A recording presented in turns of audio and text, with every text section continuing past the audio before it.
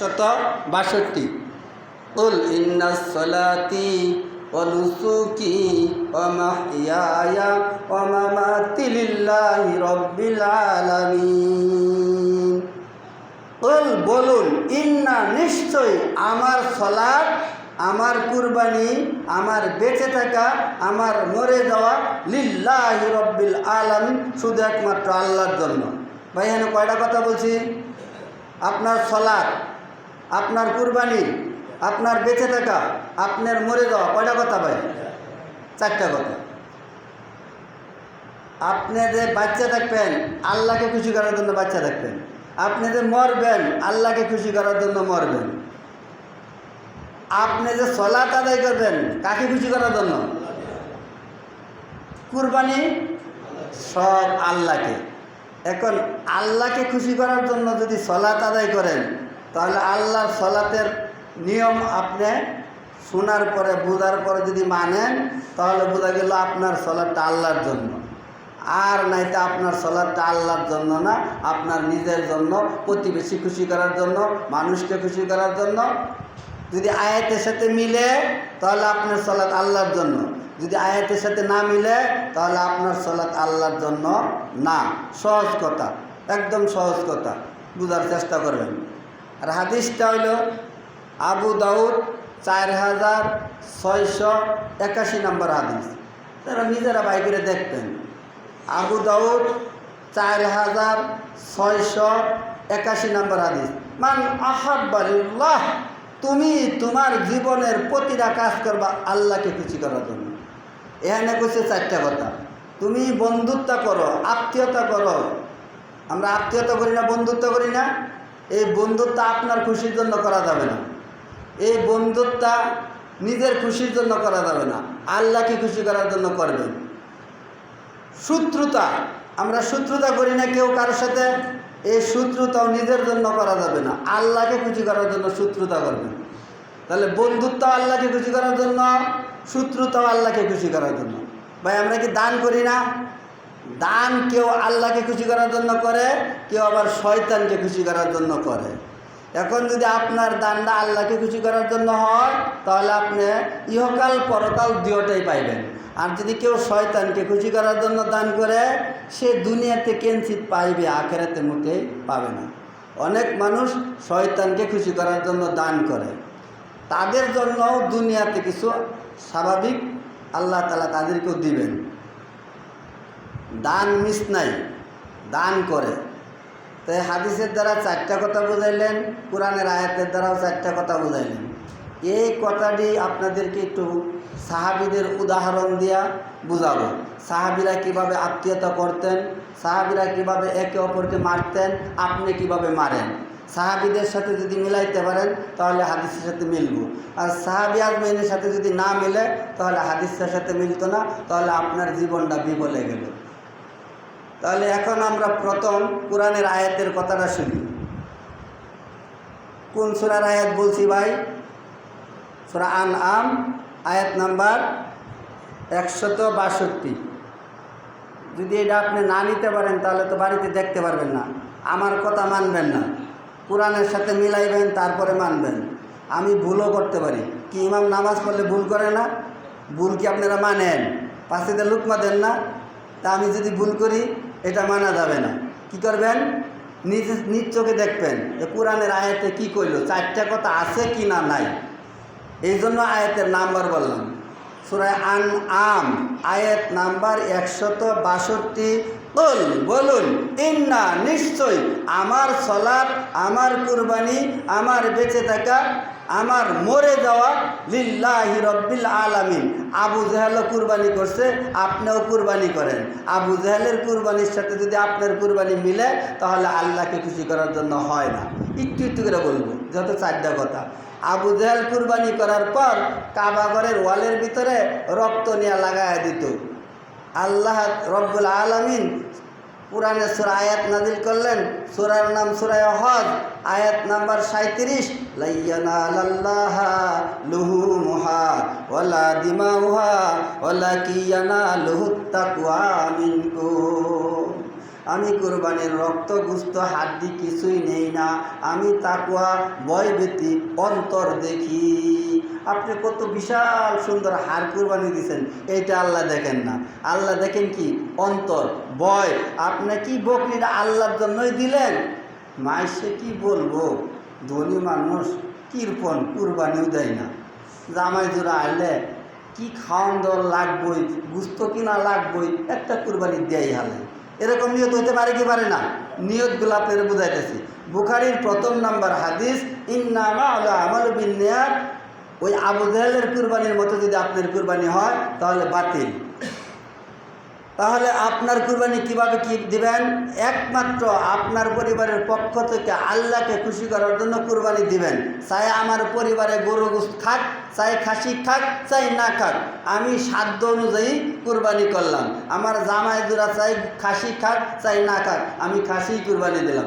এই নিয়ত যেন না থাকে, আমার জামাই তো খাসি খায় না গরু খা, তাহলে গরুর শেয়ার হই। আবার আমার জামাই তো গরু খায় না খাসি খা, তাহলে শেয়ার বাদ দিয়ে গরুর খাসি দেয়। এগুলো ভাই নিয়তের উপর নির্ভরশীল হয় কুরবানি। তো কুরবানির ব্যাপারে আলোচনাটা এই পর্যন্তই রাখলাম। আপনার কুরবানিটা আপনি বিবেচনা করবেন, আল্লাহর জন্য হইল না মানুষকে খুশি করার জন্য হইল। আলোচনা শোনার পর বিবেচনা করবেন।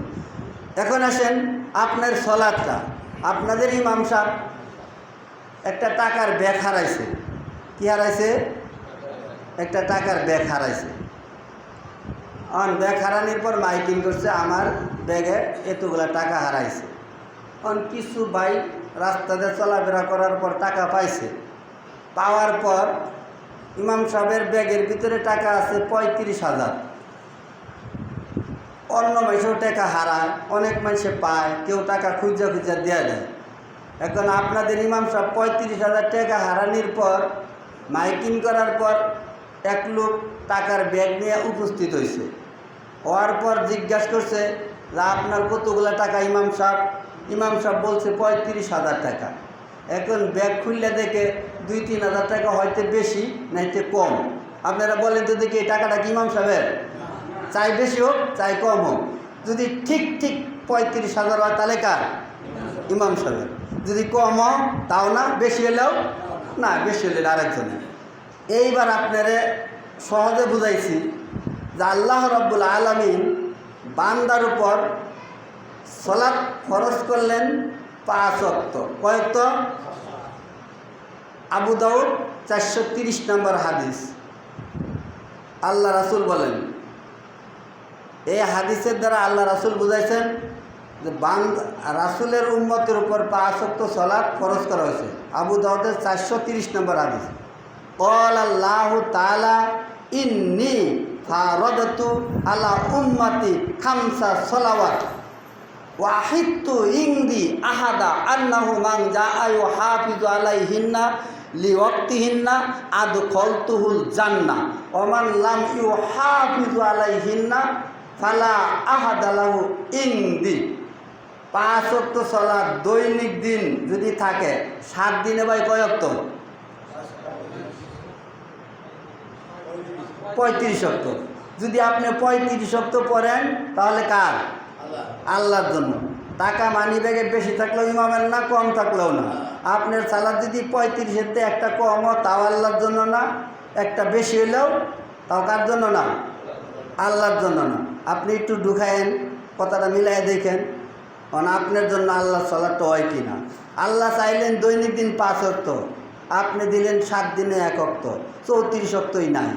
বেশিও ফরজ, বেশিও করা যায় না, কমও করা যায় না। তাহলে এবার আল্লাহর জন্য সালাদটা আপনি রয়েছে কিনা আপনি নিজেই গণনা করে দেখেন আল্লাহর জন্য কারটা হয়েছে। তাহলে কুরবানি গেল, সালাদ গেল। এবার আসেন মারা আর মরা। ওই আয়াতে বলছে মরবেন আল্লাহর জন্য, মারবেন আল্লাহর জন্য। আপনার বাইরে যে আপনি মারেন, আপনি দেশ নেওয়ার জন্য মারলেন না আখেরাত পাওয়ার জন্য মারলেন? আপনি দুনিয়া পাওয়ার জন্য মারলেন না আখেরাত পাওয়ার জন্য মারলেন? একজন মানুষ আরেকজন মানুষকে মারে, সাহাবিয়ার জন্য মারতেন। হযরতে আলী রাদিয়াল্লাহু তাআলা আনহু এক বেদিনকে যুদ্ধক্ষেত্রে যাওয়ার পর, বেদিনকে শোয়ানোর পর, কতল করার অবস্থায় বেদিনকে শোয়াইলেন। কতল করব আল্লাহকে খুশি করার জন্য। সাহাবিয়ার যুদ্ধ করতেন কি করতেন না? কাফের আর মুসলমান যুদ্ধ করতেন না? আলী রাদিয়াল্লাহু তাআলা আনহু বেদিনকে শোয়াইলেন কতল করবেন। তার কতলটা আল্লাহর জন্য না আপনারটা আল্লাহর জন্য, তাদেরটার সাথে একটু মিলাইবেন। যখন বেদিনকে কতল করার জন্য শোয়াইলেন, শোয়ানির পর বেদিন আলী রাদিয়াল্লাহু তাআলা আনহুর মুখের ভিতরে সেপ মারলেন। আপনারা জানা থাকলে বলেন তো দেখি, এই তোমার যদি কেউ কতল করতে চায় আর তুমি যদি তার মুখে সেপ মারো, ছাইরা দিবা না কতল করবা? দেরি করবো না তাড়াতাড়ি করবো? তাড়াতাড়ি। বেদিনের নিয়ত, আলী তো কতল করবই, তার হাত থেকে বাঁচার আর কোনো ক্ষমতা আমার নাই, প্রতিশোধ নেওয়ারও সুযোগ পাবো না। প্রতিশোধ নেওয়ার জন্য আলীর মুখে থুতু মারলাম, আর আলীর জন্য রাগ হয়, তাড়াতাড়ি যেন আমাকে কতল করে। বেদিনের নিয়ত হলো এটা। আর আলী রাদিয়াল্লাহু তাআলা আনহুর নিয়ত আল্লাহকে খুশি করার জন্য কতল করব। যখন বেদিন তার মুখে থুতু মারলেন, মারার সঙ্গে সঙ্গে বেদিনকে আলী রাদিয়াল্লাহু তাআলা আনহু ছেড়ে দিলেন। বলি ভাই সুবহানাল্লাহ। যখন ছাইরে দিছে তখন বেদিন দাঁড়ায়, ভাই আলী, ব্যাপারটা তো বুঝতে পারলাম না, তুমি কেন আমাকে ছাইরে দিলা? আলী জিজ্ঞেস করে, এই তুমি আমার হাত থেকে বাঁচার কোনো সুযোগই নাই, তারপরেও কেন আমার মুখে থুতু মারলা বলো? বেদিন বলে, ভাই আমি আর প্রতিশোধ নিতে পারবো না, তোমার হাত থেকে বাঁচতেও পারবো না, প্রতিশোধ নেওয়ার জন্য থুতু মারলাম, মুখের ভিতরে ঘৃণা করলাম, তোমাকে স্যাপ মারলাম, আর স্যাপ মারার কারণে আরও তোমার রাগ হবে, তাড়াতাড়ি তুমি আমাকে কতল করবা, এই জন্য আমার উদ্দেশ্য হলো স্যাপ মারা। এইবার আলী বলে, ইন্নাহু আলিমুন বিযাতিস সুদূর। এই বেদিন, আমার অন্তরের খবর আল্লাহ রাখে। আমি তোমাকে প্রথম কতল করতে চাইছিলাম আল্লাহকে খুশি করার জন্য, যখন তুমি আমার মুখে থুতু মারলা আর আল্লাহকে খুশি করার জন্য আমার মনও নাই, তখন আমার থুতু মারার রাগ অন্তরে আইসা গেছে। এখন যদি তোমাকে আমি কতল করি, কিয়ামতের দিন যদি আল্লাহ জিজ্ঞেস করে, আলী তুমি তোমার মুখে থুতু মারার কারণে রাগ হইছ, তাকে কতল করছ, আমি সেই দিন আল্লাহ তাআলার নিকট জবাব দিতে পারবো না, আমি এই জন্য তোমাকে ছেড়ে দিলাম। ভাই বলি সুবহানাল্লাহ। তাহলে তার মারাটা আল্লাহর জন্য না আপনার ডাল? আপনি মারেন গাছ নেওয়ার জন্য, আপনি মারেন জমি নেওয়ার জন্য, আপনি মারেন দেশ নেওয়ার জন্য, একজনে আরেকজনের দেশ নেওয়ার জন্য লক্ষ লক্ষ মানুষকে মারে, তাদের মারা আর আলী রাদিয়াল্লাহু তাআলা আনহুর মারা এক? কখনো এক না। আপনারটাও এক না। যদি আপনি আল্লাহকে খুশি করার জন্য মাইরা থাকেন, তাহলে আলী রাদিয়াল্লাহু তাআলা আনহুর সাথে মিলছে। যদি না মাইরা থাকেন তাহলে মিলছে না। তাহলে গেল তিনটা। আল্লাহকে খুশি করার জন্য কি করতে হয়? সালাত আদায় করতে হয়, কুরবানি করতে হয়, মারতে হয় এবং মরতেও হয়। অনেক মানুষ মারা যায় বিষ খাইয়া, ফাঁসটা নেয়া, মরে কি মরে না? তারা কি আল্লাহকে খুশি করার জন্য মরছে? না, তারা আল্লাহকে খুশি করার জন্য মরছে না। হয়তো অসুস্থর কারণে মরছে, হয়তো কোনো মানুষকে পেছো ফালানির জন্য মরছে। আমার জানা মতে এক লোক জমিন বিক্রি করে অনেক টাকা নিছে, নেওয়ার পরে তার কাছে জোর করে কাওলা নেব, এই বয়সে নিজে আত্মহত্যা করে মারা গেছে। যে আমি মারা গেলে তারা আমার থেকে কাওলা নিতে পারতো না, এটা আমার জানা মতে। তা আমি আপনারা বুঝাইছি এই কারণেই, আল্লাহকে খুশি করার জন্য তারা মারতেন এবং মরতেন। আর আপনার মারা, আপনার মরা আল্লাহকে খুশি করার জন্য হয় না। তারা মারতেন আখেরাত পাওয়ার জন্য, আপনি আর আমি মারি দুনিয়ার বাদশাহী নেওয়ার জন্য। সাহাবী আজমাইন বাদশাহী আখেরাতেরটা চাইতেন, আর আপনি বাদশাহী দুনিয়ারটা চান। আর দুনিয়া ফানিয়াতুন অল আখেরাতু বাকিয়াতুন। আখেরাতের বাদশাহী চিরস্থায়ী, আর দুনিয়ার বাদশাহী ক্ষণস্থায়ী। ভাই দুনিয়ার বাদশাহী ক্ষণস্থায়ী না? আদ জাতি, সামুদ জাতি 2000 বছর 3000 বছর রাজত্ব চালাইছে, তারাও দুনিয়াতে নাই 3000 বছর। আর এই দেশের বাচ্চা 5 বছর 10 বছর বড় জোর যদি করে 10 বছর বাচ্চাই, তারপরে তার শেষস্থানি লাগে অনেক। তো যাই হোক, দুনিয়ার বাচ্চা পাওয়ার জন্য আমরা একে অপরকে মারি, আর সাহাবী আজমাইন আখেরাতের বাচ্চা পাওয়ার জন্য একে অপরকে মারতেন। তাহলে তাদের মারা, তাদের মরা, তাদের সলাৎ, তাদের কুরবানি আল্লাহর জন্য হয়। আজকে আপনি আমি মিলায় দেখি, আমার মরা, আমার মারা, আমার সলাৎ, আমার কুরবানি আল্লাহর জন্য হয় কিনা। আলোচনা শোনার পর একটু বিবেচনা করবেন, আপনি জান্নাতি না জাহান্নামী আপনি নিজেই বুঝতে পারবেন। তাহলে সালাত আল্লাহর জন্য হইলে ভাই কয় ওয়াক্ত পড়া লাগবে? 5 ওয়াক্ত। উনি 5 ওয়াক্ত সালাত পড়লে এটার একটা সময় আছে। আমাদের এলাকায় কিছু মাযহাবী ভাইয়েরা আছে, তারা 12:30টায় আজান দেয় সারা বছর। আর রোজার মাস আইলে ফজরের নামাজ আওয়াজ লাগতে পারে, আর বাকি 11 মাস পরিষ্কার হয়ে গেলে পরে। আর রাসূলের জিন্দিগিতে একদিন ভোরের আলো প্রকাশ হওয়ার পর ফজরের সালাত আদায় করছেন, আর রাসূলের জিন্দিগিতে একদিন ঘুম থেকে সজাগ না হওয়ার পর কাজা করে ফজরের সালাত আদায় করলেন 2 দিন। আর বাকি জীবন রাসূল সাল্লাল্লাহু আলাইহি সাল্লাম ভোরের আলো প্রকাশ হওয়ার অপেক্ষা করেন নাই, অন্ধকারে ফজরের সালাত সারাটি জীবন আদায় করলেন। তাহলে কয় দিন রাসূল সালাত আদায় করলেন? 2 দিন। একদিন যুদ্ধ করে আসার পর বেলালকে বললেন, তুমি সজাগ থাকিও, আমাদেরকে ফজরের সময় জাগায় দিও। তো ওই দিন যুদ্ধক্ষেত্র থেকে আসার পরে সবাই ঘুমায় গেছে। সূর্যের তাপ পিঠের মধ্যে লাগার পর, সূর্যের তাপ লাগার পর তখন সাহাবী আসবেন আল্লাহ রাসূল সজাগ পাইছে। তৎক্ষণাৎ বেলালকে জিজ্ঞাসা করছে, তোমার না বলছিলাম তুমি পহরা দিবা, ঘুম থেকে আমাদেরকে জাগায় দেবা? আমিও তো ঘুমায় গেছি, সজাগ পাই নাই। তো একদিন ঘুমের কারণে আর আপনি সারা জীবন ঘুমের কারণে পড়বেন, তাই তো? বুঝতে ভাই, মিলছে? হঠাৎ কোনো কারণে আপনি 1 দিন 2 দিন ঘুমের কারণে ফজরের সালাত দেরি করলেন, কিন্তু আপনি যখন ট্রেন ধরতে চান তখন কয়জনের না বইলাতন? ঢাকা থেকে এক লোক আসবে, আমার কয় কি, ইমাম সাহেব আপনি ফজরের আজান দিতে যাওয়ার সময় আমারে কল দিয়েন। কে? আমি এই টাইমে ঘুমের থেকে উঠে গাড়ি ধরব। আওয়ার সময় যাওয়ার সময় কল দেবার কয়। ওই লোক খুতবা শুনবার বসে, আমি ওই লোকের ওই দিন ফজরের সময় কল দিছি, কল কাটতে দেয়, ধরে না, আয়াও না। পরে আমি খুতবার সময় বললাম, ট্রেন ধরার জন্য আমার কল দিতে কয়, কিন্তু ফজরের নামাজ সজাগ পায় না, এই জন্য কল দিতে কয় না। যদিও আমি কল দিলাম, কল রিসিভ করলো না। কিন্তু এই মানুষটা কি আল্লাহকে খুশি করার জন্য সালাত আদায় করছে?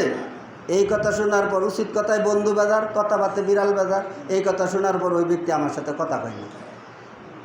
নো চিন্তা ডোভর্তি। মানুষকে খুশি করিয়া কথা বলা যায় না, একমাত্র আল্লাহকে খুশি করার জন্য কথা বলি। কোরআন হাদিসে যা আছে তাই বলার চেষ্টা করি। আল্লাহকে খুশি করার জন্য আপনি ঘুমানির সময় নিয়ত করবেন, আল্লাহ আমি যেন ফজরের সালাতটা জামাতে সহিত পড়তে পারি, আপনি তৌফিক দেন। নিয়তের উপর বরকত। নিয়ত করে শুইলেন, এরপরে আপনার পরিবারকে বললেন, আপনার মাকে বললেন, মুয়াজ্জিনকে বললেন, তুমি আমার বাড়ির সামনে দিয়ে যাও, যাওয়ার সময় তুমি সজাগ পাও, আমি সজাগ পাই না, আমার একটু ডাক দিও। এই কথাগুলো আপনার ভিডিও হয়। এই কথাগুলো আপনার ভিডিও হওয়ার কারণে আল্লাহ তাআলা অন্তর দেখেন। আল্লাহ তাআলা বান্দার বাহ্যিক সুরত আর সম্পদ দেখেন না। বুখারীর 52 নম্বর হাদিস, আল্লাহ ইন্না ফিল জান্নাতিল মুদগা ইযা সালুহাত সালুহাল জাসাদু কুল্লু ওয়া ইযা ফাসাদাত ফাসাদাল জাসাদু কুল্লু আলা ওয়া হিয়াল কাল। বান্দার কলব দেখেন আল্লাহ, বান্দার উপরে সৌন্দর্য দেখেন না, কত সুন্দর পাগড়ি আর টুপি আর কত সুন্দর জায়নামাজ বিছায় নামাজ পড়েন, এটা আল্লাহ তাআলা দেখে না, অন্তর দেখে। তাহলে আল্লাহর জন্য সালাত দৈনিক দিন কয় ওয়াক্ত ভাই? 5 ওয়াক্ত। এখন সালাতটা নির্ধারিত সময়ে পড়তে হবে। এখন আমাদের এলাকায় শুক্রবার দিন আইলে সব মাযহাবী ভাইয়েরা 12:30টায় আজান দেয়, আপনারাও 12:30টায় আজান দিলেন, তার চাইতে আর কম করলেন না। সালাতের নির্ধারিত সময় আল্লাহ কুরআনে এবং হাদিসের দ্বারা জানায় দিয়েছেন, আপনারা আজকে নিয়ে যাওয়ার চেষ্টা করেন।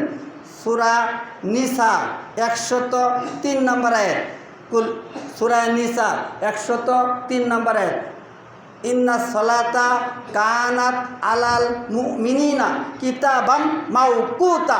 মুমিনদের উপর সালাতকে ফরজ করেছি নির্ধারিত সময়ে। আপনি কাজ শেষ করে আসরের সময় জোহর পড়লেন, জোহরের নামাজ পড়লেন আপনি আসরের আজানের পরে, মাগরিবের নামাজের সময় আসর পড়লেন, আপনার সালাত নির্ধারিত সময়ে পড়া হয় না। আপনাদের এই মসজিদে কি মাঝে মাঝে আজান জোহরে আর আসরে দুইটা একসাথে দেয়? তা আপনি যে একসাথে পড়েন, বিরক্ত হইতেছেন? মাঝে মাঝে এমন লোক আছে জোহরে আসরে একসাথে পড়ে, আছে না এরকম লোক? তার বাজারটা বড় মনে করলো, তার মাছ তরকারি বড় মনে করলো, নামাজ বড় মনে করলো না। সে বাজারের মাছ বাড়িতে পৌঁছায় দেয়, পরে নামাজ পড়লো না। এখানে হাদিসের দ্বারা কি বুঝাইছে? যদি আপনি সবার আগে বিনা হিসাবে জান্নাতে যাইতে চান, আওয়াল অক্ত হওয়ার সাথে সাথে যে ব্যক্তি সলাত আদায় করিব সেই ব্যক্তির জন্য আল্লাহ অপেক্ষা করে জান্নাত দেওয়ার জন্য বলি সুবহানাল্লাহ। রাসূল মাদিনা মসজিদে যায় দেখে 7 জন লোক বসা, নামাজের কোনো টাইম হয়েছে না, 7 জন লোক বসা। রাসূল যা জিজ্ঞেস করলেন, এই তোমাদেরকে কে বসায় রাখছে, এইখানে কেন বসে আছো? সাহাবী তারা উত্তর দিলেন, ইয়া রাসূলুল্লাহ, নামাজের সময়ের অপেক্ষা করতেছি, সময় হইলেই সালাতটা আদায় করব, এর আগেই আমরা মসজিদে আসি। তাহলে ওই সময় আল্লাহ রাসূল ওই 7 জন ব্যক্তিকে বললেন, তোমরা কি জানো আল্লাহ তোমাদের ব্যাপারে কি বলছে?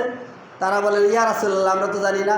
আল্লাহ রাসূল বললেন, তোমরা যেমন নামাজের রক্তের জন্য অপেক্ষা করতেছ, আল্লাহ তাআলা তোমাদেরকে জান্নাত দেওয়ার জন্য অপেক্ষা করে বলি সুবহানাল্লাহ। তাহলে আমরা সলাৎ কেউ দেরি করে পড়ি, কেউ কাজা করে পড়ি, কেউ 2 ওয়াক্ত একসাথে পড়ি, হ্যাঁ এটাও পড়া যাবে, 2 ওয়াক্ত একসাথে পড়া যাবে, 4 ওয়াক্ত একসাথে পড়া যাবে, ক্ষেত্র বিষয়। আপনি অসুস্থ, অজ্ঞান হয়ে গেছেন, জ্ঞান নাই, আপনি জ্ঞান ফিরবো বলা তখন নামাজ পড়বেন। সহজ হয়েছে না ভাই কঠিন হয়েছে? সহজ হয়েছে। আপনি তায়াম্মুম করবেন, ওযুর পানি পাইলেন না, তায়াম্মুম করে সালাত আদায় করবেন। কোথাও যাইতেছেন, আপনার কিবলার দিক ঠিক নাই, যেদিকে যাইতেছেন সেদিকে আপনি আল্লাহু আকবার, আল্লাহ অন্তর দেখেন। কি দেখেন?